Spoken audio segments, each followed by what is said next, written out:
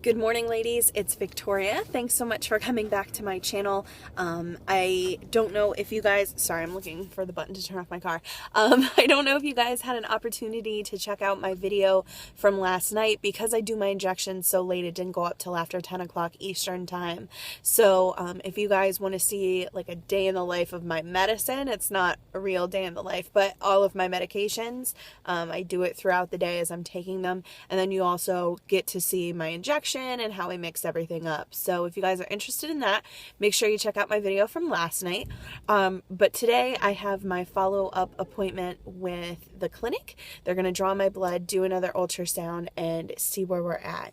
So I wanted to share that appointment with you guys. I'm really excited. Today is day 4 of my stims.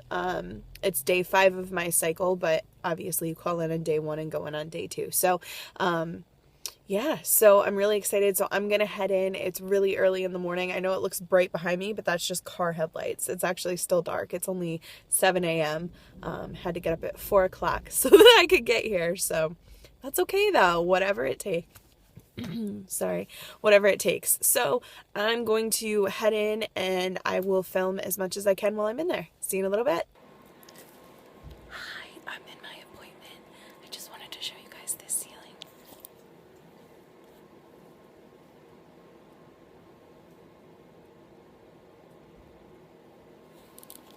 I love this place. I'll be back.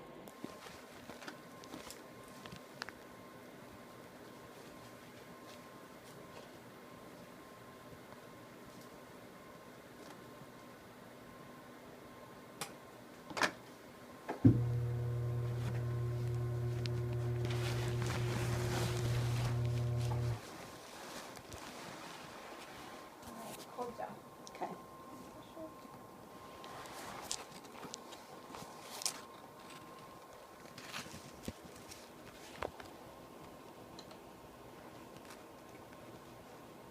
We're lining at a 7.8.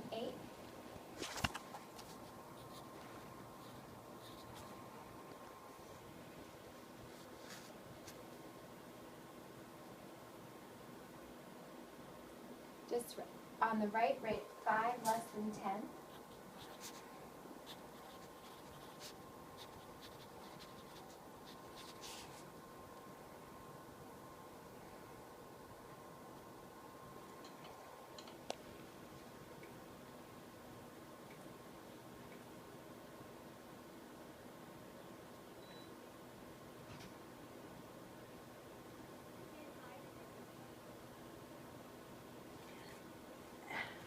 And the left rate 15 less than 10. Go ahead and take this out.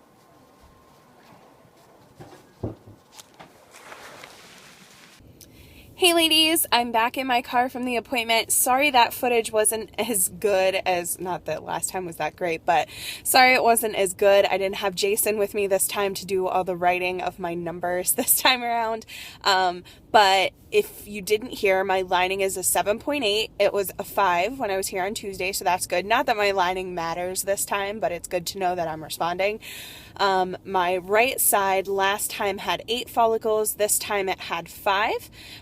But my left side last time had 13 follicles. This time it has 15. So we've only lost 1 follicle in the process. We have 20 follicles. They're all about the same size. She said I have 2 on my left side. They're a little bit bigger. They're closer to that 10 mark. So tonight I go down to 3 Brevel, but I add a Menopur. She doesn't think I'll start the Ganirelix till Monday, but I do have a follow-up on Monday, so I'll let you know more about that on Monday. But I'm going to add in a video tonight of mixing the Menopur and the Brevel and that shot and just kind of going over how I'm feeling and what my symptoms are. So I've got to get to work, but that's it for now. I love you guys so much. Thank you for all of your support. You guys have asked a lot of really good questions. I'm going to answer those tonight as well. So I'll talk to you soon. Real life, I have a migraine. Yeah, so what time is it? It's almost 1 o'clock in the afternoon on Saturday.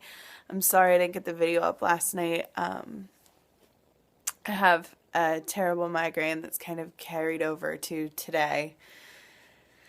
And I'm trying to get rid of it by just resting and drinking lots of fluid. I finally gave in and took some Tylenol. Obviously, I can't take anything more than Tylenol, even though, you know, it really doesn't matter this cycle as far as my lining goes. I still don't want to, you know, take anything more than I have to. And yeah, I look awesome.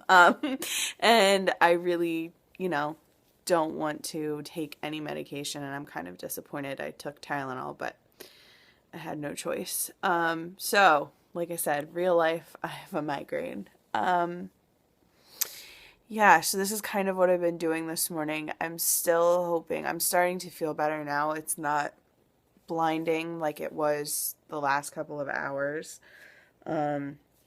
So I'm going to try to get a shower and get ready so that I can record the rest of the video that I had talked to you guys about, answering your questions that you've been asking, and also just talking about how I'm feeling and what my symptoms are. So here we go. Gonna try to get in the shower and I will be back. Hey ladies, you may notice that it's dark outside now, so it may have taken me a wee bit longer to get myself motivated and off the couch to get a shower, but I've showered and I'm ready to talk to you guys. So I wanted to kind of add to this video to talk to you about a few things. First of all, I wanted to talk to you kind of about my symptoms, how I'm feeling, how things are going, emotionally, physically, otherwise. I also wanted to answer some of the questions that you guys have been asking me. And I also wanted to talk about some of the ways IVF has affected us so far, but I'll get more into that in a little bit. So first, let's cover my symptoms. Every night since I've started the medications, I have gotten a headache. Sometimes it's been pretty extreme, more like migraine status.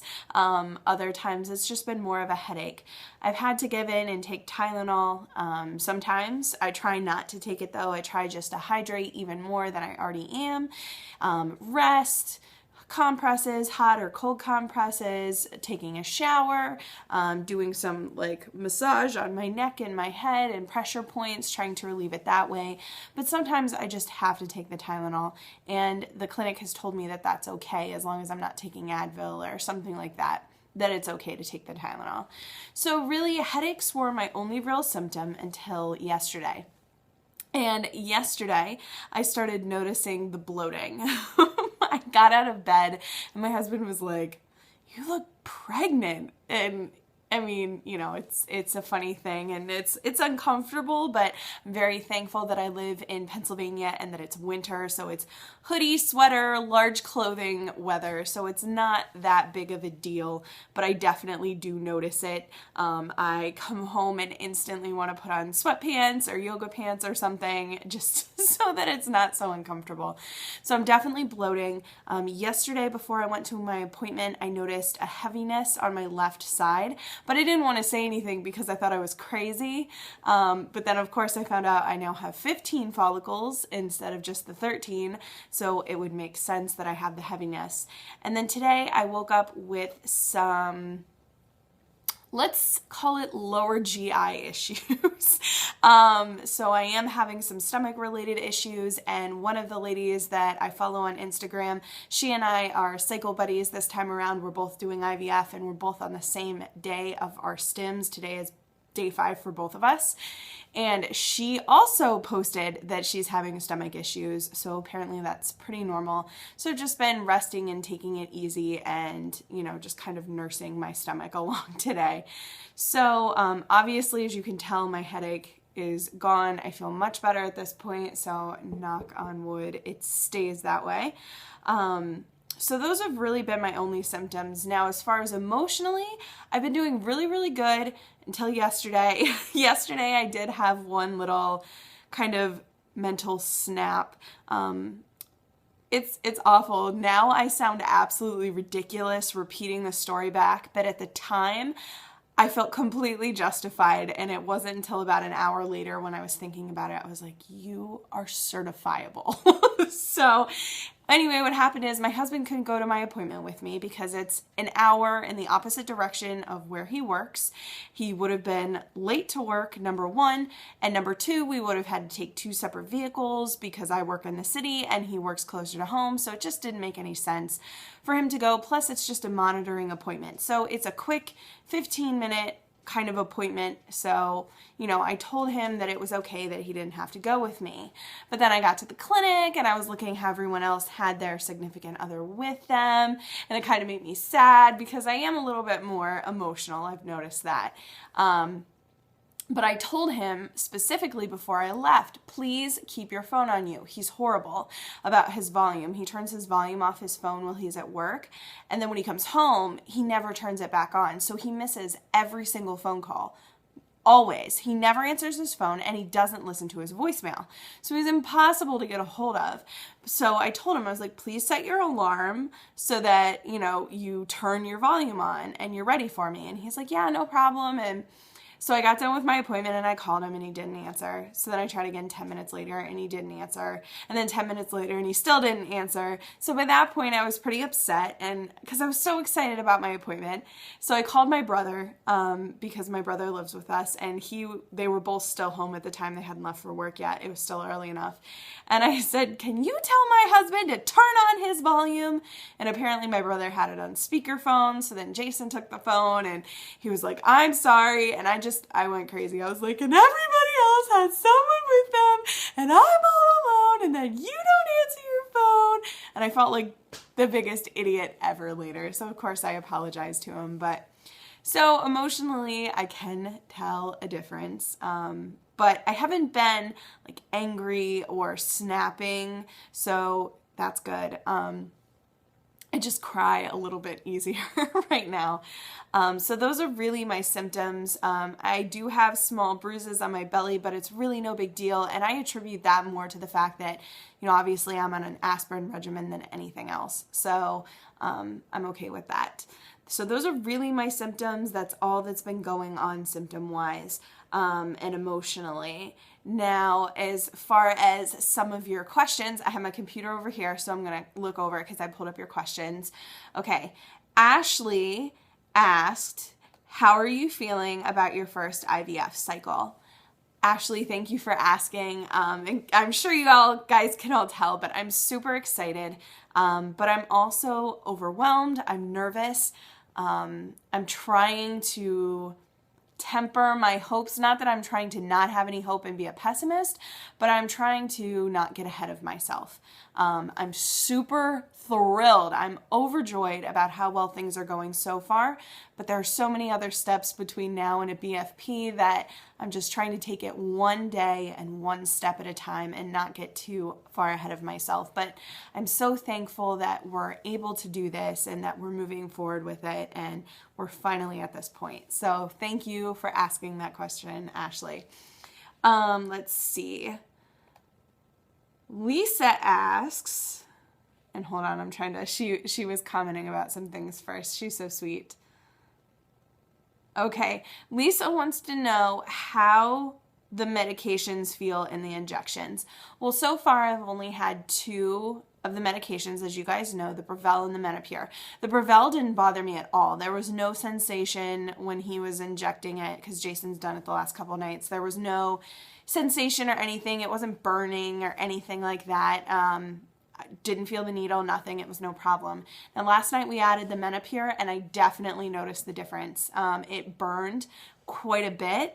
And I had kind of looked this up before, and I've seen that other people have, made similar comments about the Menopur. So I was kind of expecting it, but I didn't tell my husband that because I didn't want him to be afraid to give it to me. So it definitely burned. It wasn't awful. It's not unbearable, but it's much more noticeable than just the Brevell. I'll be starting the Ganirelix next week, and my medication levels will probably be changing again, so I will let you know as we add more things how that goes as well. So hopefully that answers your question. And not everybody commented publicly, so I don't want to identify anyone who didn't comment publicly. So I'm not going to say everybody's names. And of course, my YouTube page is being crazy right now. So hold on, I also made a list. Let me just open my list of questions. Sorry about that. So I won't have everybody's names now, so I do apologize. But a couple of you asked me why they gave me antibiotics. And from what I've read, that's actually a pretty standard practice. They give you antibiotics for several reasons. First of all, they give it to the male partner involved because an infection can obviously cause a problem if he had any sort of infection with the sperm retrieval. So you just want to minimize any chances of infection, and doxycycline isn't going to affect his sperm count in any way. So there's no issue with that. They give me antibiotics for two reasons. Now, this might not be a reason that they give it to other people, but for me, I have chronic endometriitis, an infection of my uterus. And for that reason, and it comes back and it doesn't really affect anything except, there may be some implications for implantation, which, as you guys know, is something I've had a problem with. So, to eliminate that, I'm on the antibiotics. But most importantly, because the retrieval and the transfer are both invasive, and they break the cervical mucus, it can obviously, transfer any sort of infection if you had one. And obviously they don't want that to happen. So they give you the antibiotics just to make sure that, there's no infection present, and it minimizes your chances of getting pelvic inflammatory disease or anything like that after the fact. So that's why I'm on antibiotics, but that's a really good question. Someone also asked why I am not on birth control. I know that's a pretty common thing for most people in their IVF cycles to start with birth control, but they didn't feel that they needed to do that with me due to the fact that I have longer cycles anyway. My cycles aren't short. There's no reason to just keep me stimming for even longer. I seem to respond pretty well. I responded well to Clomid. So they didn't see any reason to kind of prolong my cycle. I tend to have a longer first half of my cycle anyway, so there's plenty of time to stim before they trigger. So that's why I'm not on birth control. But that's also a good question and something I didn't know myself and had to ask later. Carrie asks, what are your restrictions being on IVF? I didn't really have too many restrictions. Obviously, I've chosen, they didn't tell me not to. I'm not drinking, I don't smoke anyway, but I don't drink that often either. I shouldn't say it that way, but every now and then I like to have a beer or a mixed drink or something, but I'm not doing that at all. I'm not taking any other over-the-counter medications. I've stopped taking anything herbal in nature, so I'm not drinking any herbal teas or anything like that. That is one thing that they did say, is not to have anything herbal. So I'm not doing that at all. Now, as of yesterday, I also have several other restrictions. As of day 4 of my stims, my clinic, now this is just my clinic, yours might be different, but they like it if you don't have sex from now until after transfer, and they wait until they get a heartbeat before you're allowed to have sex again. You can't lift anything over 10 pounds, but in my case, they've said 5 just because, as quickly as I respond, I'm a candidate for OHSS. So, they don't want me lifting a lot, and no exercise. You can walk, but that's really all that you should be doing. So those are my restrictions. I'm also not having any caffeine. That's my own personal thing. Just anything that I can do. I'm trying to be super healthy. I'm drinking a ton of extra water. I'm really being careful about what I eat, which you should do all the time, but I'm just being more conscious about it now than ever, because I want to give my eggs their best chance. So let's see, what else do we have here? Oh, Teresa asked, what is EVA? And that's a good question. I didn't really get into that too much, but EVA, E-E-V-A, is the study that Jason and I are now part of with my clinic. And what that study does is they put your embryos in the same incubator that everybody else's go in. However, instead of having to be taken out every day, taken out of the environment, the artificial environment that they've created to simulate a fallopian tube, instead of having to be taken out and put under a microscope to observe them every day, these incubators have been fitted with an EVA-scope and with a video camera. And one of the huge benefits to the EVA, besides the fact that they don't have to come out of the artificial environment, is that the EVA-scope, the amount of time that they're viewed under the EVA-scope is equivalent to the same amount of light of 1.5 minutes under a regular microscope. And well, there's not a lot of research to say that being under a microscope is a bad thing. Anything that you can do to keep them in that environment is certainly a good thing. And your embryos can be under a microscope for up to 5 minutes a day. So the EVA-scope is equivalent to 1.5 minutes throughout the whole 5 days.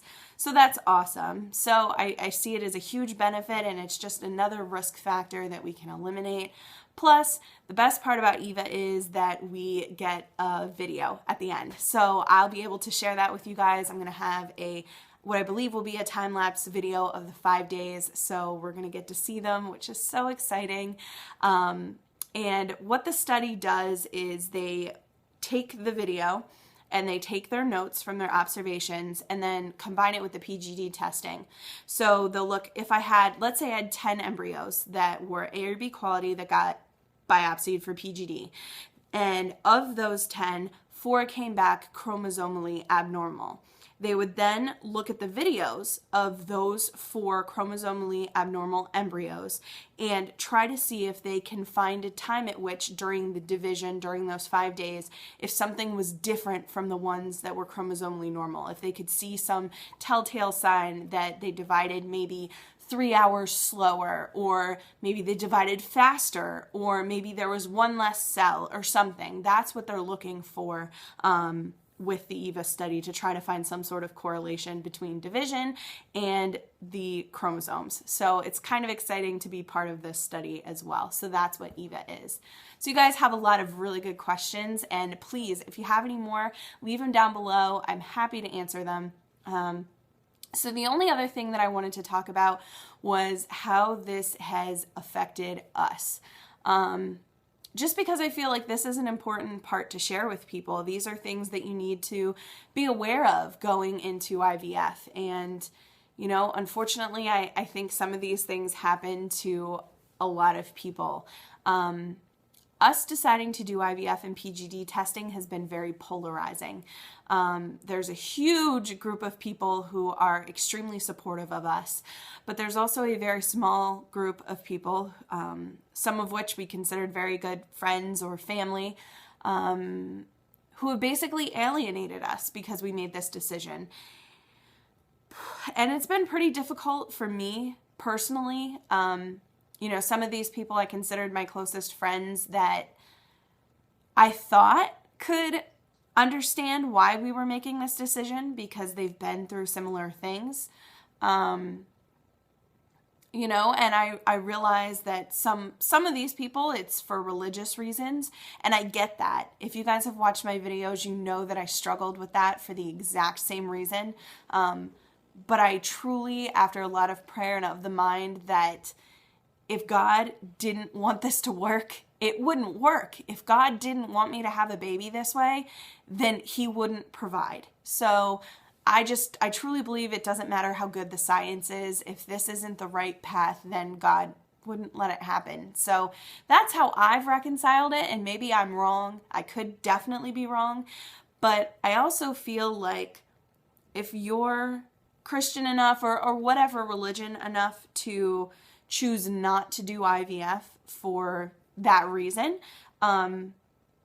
shouldn't your beliefs also tell you not to judge other people and to love them regardless, because as man, we're not the judge? I don't know, that's just my personal opinion, and I don't want to turn this into a rant. But it has been polarizing. We've seen some people that we thought were really close to us kind of drop out of our lives, and it's sad, but you know, my brother said, well, they didn't deserve to be there in the first place, apparently. But it's still hard to lose people because of a decision that we struggled with. So hopefully I just pray that they'll be able to find their way back into our lives. But we do have an amazing group of people that do support us, so I don't want to minimize that. And you guys are wonderful. I turn to YouTube all the time, and you guys are just fantastic. So that is one thing to be aware of. I think another thing to be aware of is it has a definite impact on your relationship.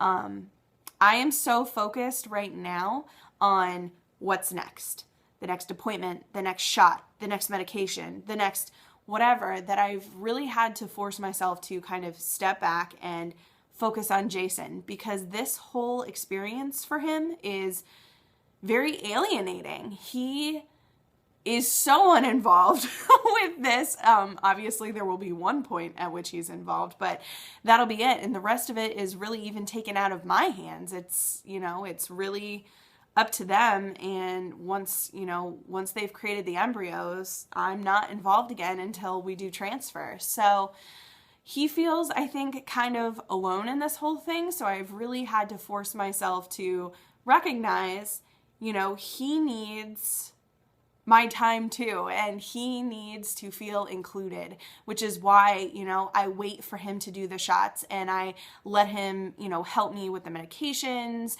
and doing my injections, and I just let him know that I need him and we need each other. So that's another thing to consider when you're going through this, is to really step out of the situation and focus on your partner as well. It's important, as well as the other people around you. I realized today that I kind of let a few things get by me in the last week and a half.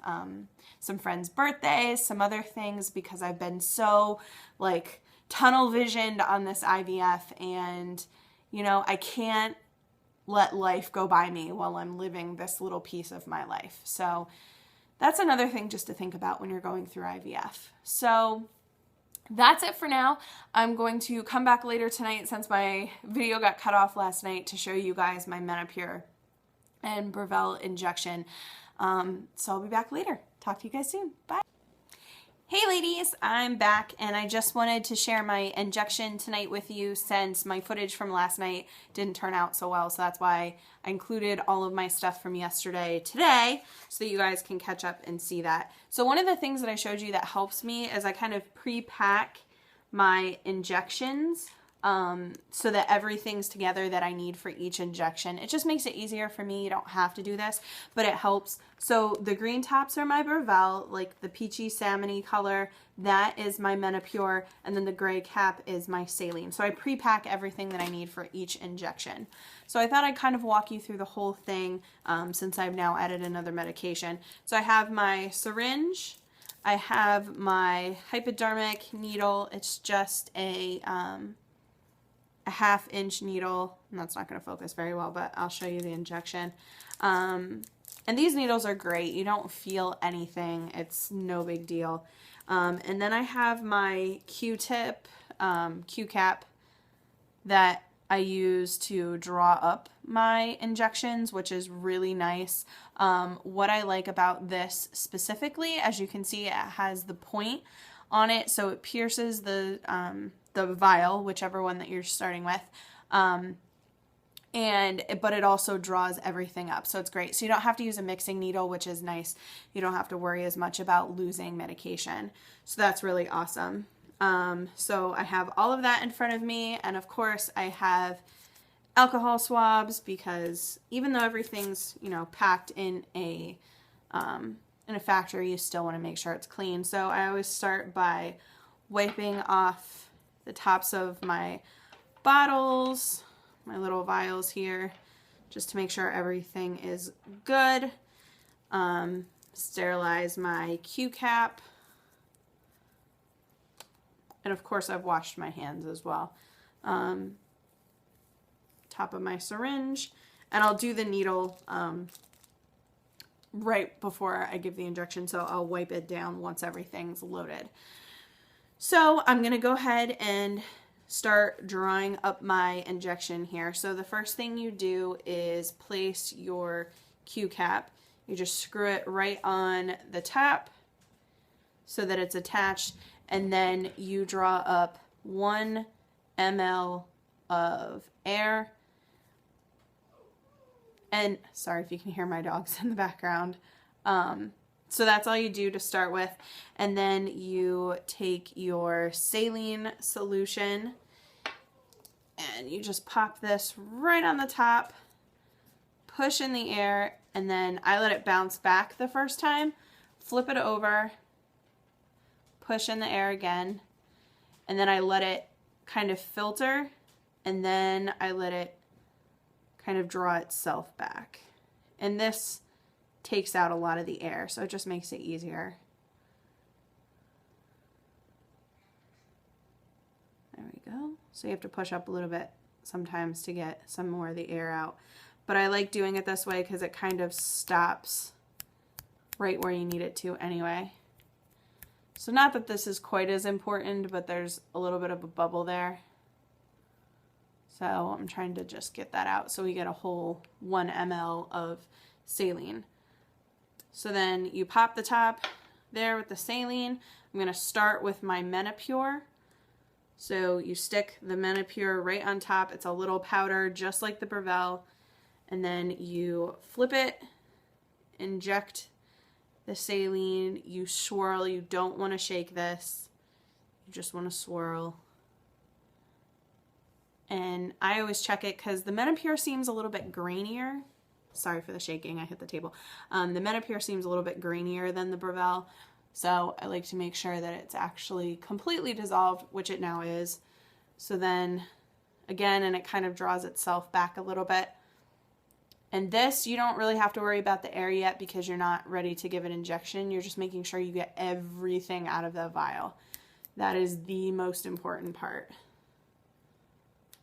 So I just kind of tap it a few times, make sure everything's dropped down. And as you can see, there's some space at the top. I just do that to make sure every last drop of this is out. And they do put some extra medication in the vial, but I still like to make sure I have everything regardless. And there's one drop that's like not wanting to come out. So there we go. So sometimes I squeeze it back in. So then you pop the top off that, put on the first Brevell, turn it over, squeeze it in. Sorry about that, you really couldn't see that. And as you can see, it dissolved really fast. So you just swirl it around, swirling, swirling, swirling. Flip it over, let it draw itself back. And that's the great thing about this Q-cap. It's so much easier to draw with than the needle. It's so much easier to see if you have everything, and you have a lot more control. So I like using this, and it's everybody's personal preference. Some people like the needle, but I like using the Q-cap. All right, there's number 2. So now we put the second Brevell on, flip it, inject it, swirl, swirl, good.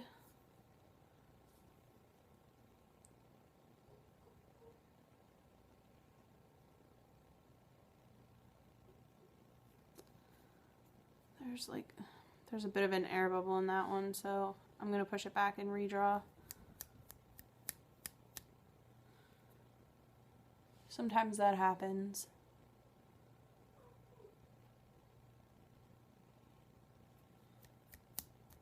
All right. All right, last Brevell.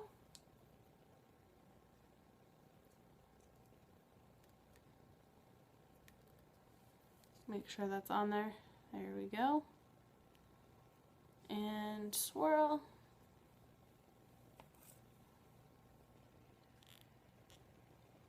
Now, here's where the air starts to matter because this is the last vial.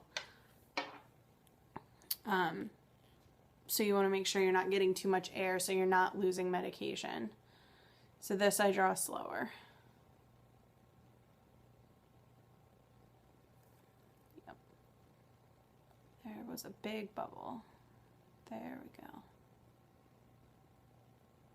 And it's okay. One of the things that I learned is you will have less liquid than you started with because you're dissolving things in it, so it takes up some of the liquid, and that is okay.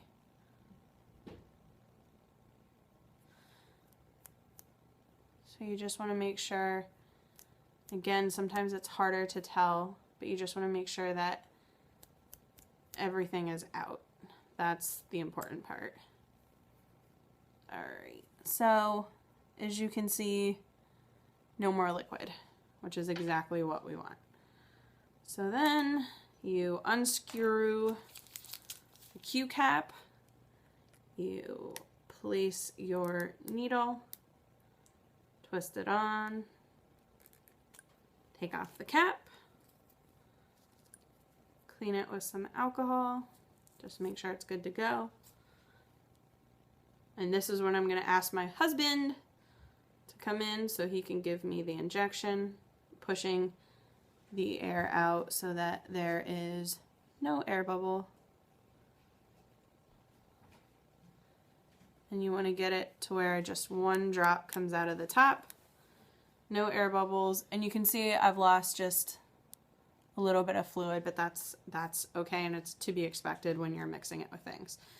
So now I put the cap back on, give it to Jason. He's so excited. Woohoo! Which side are we giving it on tonight? Left. Left. Alright. Oh yay, belly.